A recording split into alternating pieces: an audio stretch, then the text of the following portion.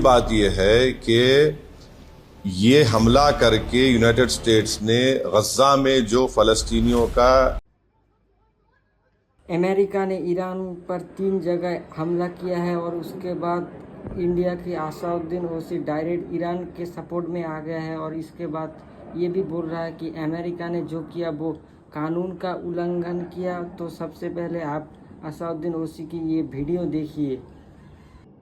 देखिए, जो आज सुबह में यूएस ने ईरान के 3 या 4 न्यूक्लियर साइट्स पर जो अटैक किया है वो इंटरनेशनल लॉ का वायलेशन है, यूनाइटेड नेशन चार्टर का वायलेशन है, एनपीटी का वायलेशन है और ख़ुद यूनाइटेड स्टेट्स का जो संविधान है, आइन है, कॉन्स्टिट्यूशन है, उसका वायलेशन है। क्योंकि उनका संविधान आइन ये कहता है कि बग़ैर उनके कांग्रेशनल परमिशन के कोई उनका मुल्क, उनका देश जंग नहीं कर सकता।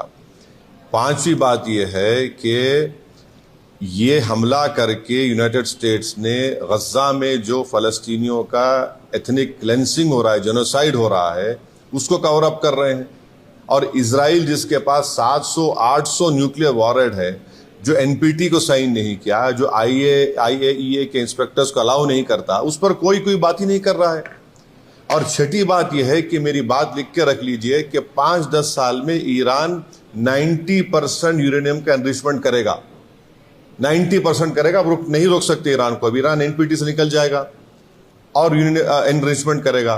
और साथ ही साथ उसका ये असर होगा आज की बॉम्बिंग के बाद कि जितने उस देश में, जितने अरब ममालिक बोलिए, मुस्लिम कंट्रीज बोलिए, जो उस खित्ते में है, वो सब लोग अब फैसला करेंगे कि हमको इजराइल के ब्लैकमेलिंग से, इजराइल की हेजेमनी से बचने के लिए हमको अब न्यूक्लियर वेपन्स बनाना पड़ेगा। वो भी आप नहीं रोक पाएंगे। और अमेरिका के इंटेलिजेंस ने खुद कह दिया कि अब ईरान के पास कुछ नहीं है। तुलसी गबार्ड का स्टेटमेंट है। और सबसे अगर ये खित्ता, ये एरिया, अगर इसमें जंग शुरू हो जाएगी तो एक बात आपको समझने की जरूरत है कि 60 लाख से ज्यादा भारत के नागरिक वहां रहते हैं। हमारे इंडियन कंपनीज का इन्वेस्टमेंट है वहां पर।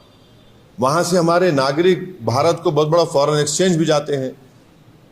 अनलाइक नॉर्थ अमेरिका के, वहां तो इनकम टैक्स भी नहीं लिया था उनसे। और आखिरी बात यह है कि क्या पाकिस्तान इसीलिए ट्रंप के लिए नोबेल पीस प्राइज का डिमांड कर रहा था कि पूरा उस खित्ते में जंग शुरू हो जाए?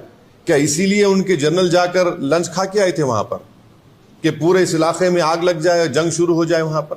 तो आपने इस वीडियो में देख ही लिया कि असादुद्दीन ओवैसी कैसे ईरान का सपोर्ट कर रहे हैं और अमेरिका को बोल रहा है कि कैसे उन्होंने नियम का उल्लंघन किया। तो इसमें आपकी क्या राय है, कमेंट में ज़रूर बताई के जाइएगा।